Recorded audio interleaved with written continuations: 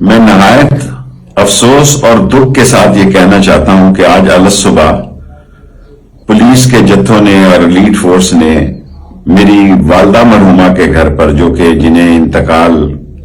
ہوئے تقریباً 30 سال ہو چکے ہیں، نہ صرف حملہ کیا بلکہ کلہاڑیوں سے وہ سارے دروازے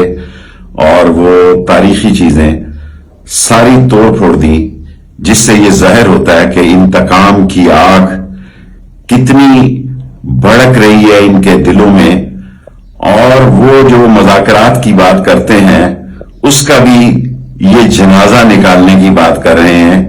جب اسلام آباد میں آپ پارا نے، ان کا علاقہ نہیں تھا، میرے گھر پہ حملہ کیا تو جو سامان وہ اٹھا کے لے گئے تھے، گھڑیاں، کیش اور جوتے، انہوں نے کہا تھا، اور ٹیلی فون تھی کہ ہم واپس کر دیں گے، وہ بھی انہوں نے واپس نہیں کی۔ میں سمجھتا ہوں کہ میری زندگی کی سیاست میں ایوب خان کے وقت جب میں اٹک قلعہ میں تھا اور جب میرا کورٹ مارشل ہوا، میں اسٹوڈنٹ تھا، بچہ تھا، ہری پور جیل میں، اس وقت بھی اس قسم کی